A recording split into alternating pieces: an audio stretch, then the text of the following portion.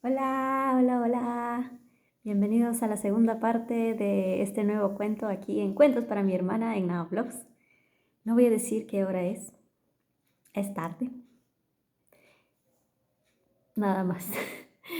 No voy a volver a hablar sobre los horarios en los que grabo estos videos.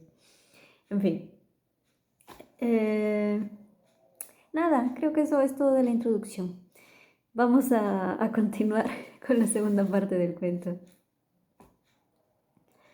Bueno, pues Egidio el granjero descolgó el trabuco y le metió una buena carga de pólvora, por si fuese necesario recurrir a medidas extremas. Introdujo por la ancha boca clavos viejos y trozos de alambre, pedazos de un puchero roto, huesos, piedras y otros desechos. Se calzó luego sus botas altas, se puso el abrigo y salió de casa por el jardín trasero. La luna estaba baja a sus espaldas y no pudo ver nada más amenazador que las oscuras sombras de los matorrales y de los árboles. Sí pudo oír, sin embargo, un retumbo terrorífico de zancadas que se acercaban por el otro lado del altozano. Egidio no se sintió ni audaz ni rápido, dijese Águeda lo que quisiese, pero estaba más preocupado por sus bienes que por su piel. Así que con la sensación de que el cinto le quedaba un poco flojo, se dirigió hacia lo alto de la colina. De repente, justo sobre el borde de la cima, se recortó el rostro del gigante, pálido a la luz de la luna, que se reflejaba en sus enormes ojos redondos. Sus pies se encontraban aún bastante más abajo, horadando los campos. La luna deslumbraba al gigante, que no vio al granjero, pero Egidio sí lo vio a él y recibió un susto de muerte. Sin darse cuenta apretó el gatillo y el trabuco se disparó con una detonación ensordecedora. Apuntaba por casualidad más o menos a la horrible carota del gigante. Volando salieron los desechos, las piedras y los huesos, los pedazos de la olla y los alambres y hasta media docena de clavos. Y como la distancia era en realidad corta, más por azar que por intención del granjero, muchos de estos objetos alcanzaron al gigante. Un pedazo de la olla se le incrustó en un ojo y un enorme clavo se le hincó en la nariz. ¡Maldición!, dijo el gigante con su grosera forma de hablar. ¡Me han picado! El ruido no le había causado ninguna impresión. Era bastante sordo, pero el clavo no le agradó. Había transcurrido mucho tiempo desde la última vez que se había encontrado con un insecto lo suficientemente violento como para atravesar su gruesa piel, pero había oído contar que lejos, en los pantanos del este, había libélulas cuyas picaduras eran como las de unas tenazas al rojo vivo. Supuso que se había topado con algo por el estilo. Parajes asquerosos e insanos, está claro, dijo. No es camino para esta noche. Así que recogió de la ladera un par de ovejas para prepararse la comida cuando llegase a casa y cruzó de nuevo el río, poniendo a toda prisa rumbo al nordeste. Por fin encontró el camino de casa, pues ahora sí había tomado la dirección oportuna, pero el hondón de la olla de cobre estaba completamente quemado.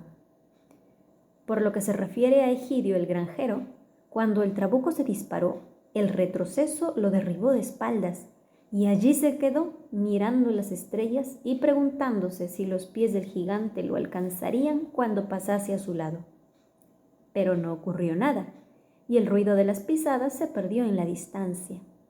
De modo que se levantó, se frotó el hombro y recogió el trabuco. Fue entonces cuando oyó las aclamaciones de la gente. La mayor parte de los habitantes de Ham habían estado atisbando desde sus ventanas. Algunos se habían vestido y habían salido a la calle, después de que el gigante se hubo marchado. Unos cuantos subían ahora a la colina gritando.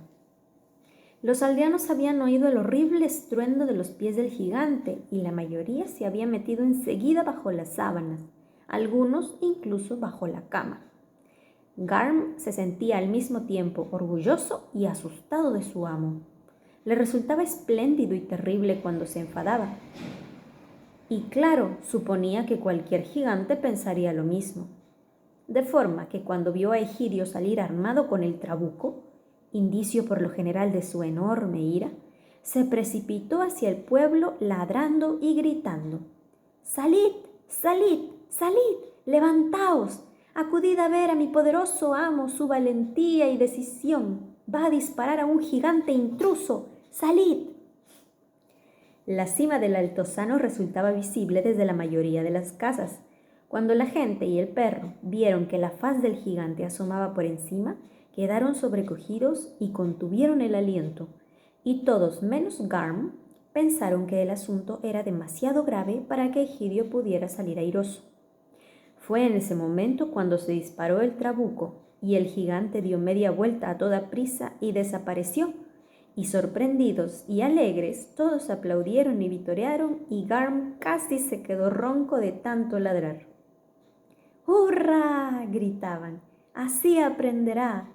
Maese Egidius le ha dado su merecido. Se marcha a casa ahora herido de muerte, como es justo». Y todos juntos volvieron a vitorearlo. Pero incluso mientras gritaban tomaron buena nota, por la cuenta que les tenía, de que después de todo aquel trabuco sí podía disparar. En las tabernas del pueblo había habido algunas discusiones sobre este punto, pero ahora la cuestión quedaba zanjada. Egidio el granjero tuvo pocos problemas con los intrusos después de aquello. Cuando todo pareció estar en calma, algunos de los vecinos más resueltos subieron a estrecharle la mano. Unos pocos, el párroco, el herrero, el molinero y otras 2 o 3 personas de bien, le dieron palmaditas en la espalda.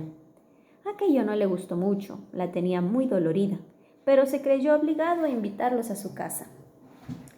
En la cocina se sentaron en coro y brindaron a su salud, alabándolo a voces. No hizo ningún esfuerzo por ocultar sus bostezos, pero no se dieron por enterados mientras duró la bebida. Terminada la primera o la segunda ronda, y el granjero la segunda o la tercera, comenzó a sentirse un valiente. Cuando todos llevaban consumida la segunda o tercera, él iba ya por la quinta o sexta, se sintió ya tan valiente como su perro le creía. Se despidieron como buenos amigos y les palmeó las espaldas con entusiasmo. Tenía las manos grandes, rojas y gruesas, así que se tomó cumplida venganza. Al día siguiente se dio cuenta de que el suceso se había acrecentado al correr de boca en boca y que él se había convertido en un personaje importante en la localidad. Mediada la semana siguiente, las nuevas habían alcanzado ya todos los pueblos en un radio de 20 millas. Se había convertido en el héroe de la región. Lo encontró muy halagador. En la siguiente feria bebió gratis lo suficiente para mantener a flote una barca, es decir, que casi colmó su medida, y volvió a casa entonando viejas canciones de guerra. Finalmente, incluso el rey oyó hablar de él. La capital de aquel país, llamado en aquellos días venturosos el Reino Medio, se encontraba a unas 20 leguas de Ham, y en la corte se prestaba poca atención por regla general a las hazañas de los aldeanos en las provincias. Pero la expulsión expeditiva de tan peligroso gigante parecía merecer alguna consideración y una pequeña recompensa. De modo que a su debido tiempo, es decir, unos 3 meses después, en la fiesta de San Miguel, el rey envió una carta espléndida. Iba en tinta roja sobre pergamino blanco y manifestaba el regio beneplácito a nuestro leal y bien amado súbdito, Egidius Agenobarbus Julius Agricola de Jamo. La carta llevaba por firma un borrón rojo, pero el escribano de la corte había añadido un texto en latín que no voy a leer aquí, porque no entiendo muy bien la letra y porque yo no sé latín. Vamos a continuar. Así que no había duda de que el documento era auténtico. A Egidio le proporcionó una enorme alegría y muchos vecinos acudieron a admirarlo, en especial al darse cuenta de que podían obtener un asiento y un trago junto al fuego del granjero cuando le pedían verlo. Mejor que el documento era el regalo que lo acompañaba. El rey enviaba un cinto y una larga espada. En realidad, el monarca no la había usado nunca. Pertenecía a su familia y había estado colgada en la armería más tiempo del que se pueda recordar. El armero no habría sabido decir cómo llegó ahí o qué uso podía dársele. Las espadas sencillas y recias como aquella ya no estaban de moda en la corte, así que el rey pensó que era el tipo de regalo apropiado para un rústico. Pero el granjero Egidio quedó encantado y su reputación se hizo enorme. Egidio disfrutó mucho con el giro que habían tomado los acontecimientos, también su perro. Nunca recibió el vapuleo prometido. El granjero era un hombre justo para sus luces, y en su interior concedía una buena parte del mérito a Garm, aunque jamás llegara a confesarlo. Siguió lanzándole denuestos y objetos contundentes cuando le venía en gana, pero hacía la vista gorda a muchas de sus pequeñas correrías. A Garm le había dado por hacer largos paseos. El granjero comenzó a pisar fuerte, y la suerte le sonrió. En el otoño y primeros días del invierno el trabajo marchó bien. Todo parecía ir viento en popa, hasta que llegó el dragón. En aquellos días, los dragones comenzaban a escasear en la isla. Hacía muchos años que no se había visto ninguno en las zonas habitadas del reino de Augustus Bonifacius. Estaban, claro, las ignotas comarcas fronterizas y las montañas despobladas hacia el norte y el oeste, pero quedaban muy distantes. Allí había morado en otro tiempo cierto número de dragones de una u otra especie que habían llevado a cabo profundas y extensas incursiones. Pero entonces el Reino Medio era famoso por el arrojo de los caballeros de su corte, y fueron tantos los dragones errantes a los que dieron muerte o que huyeron con graves heridas que los demás cesaron de merodear por aquellas rutas. Todavía se conservaba la costumbre de servir al rey cola de dragón en el banquete de Navidad, y cada año se elegía un caballero que se encargaba de la caza. Debía de salir el día de San Nicolás y regresar con una cola de dragón antes de la víspera de la celebración. Pero hacía ya muchos años que el cocinero real venía preparando un plato exquisito, una imitación de cola de dragón, hecha de hojaldre y pasta de almendras, con escamas bien simuladas de azúcar glaseado. El caballero elegido la presentaba luego en el salón del banquete en Nochebuena, mientras tocaban los violines y sonaban las trompetas.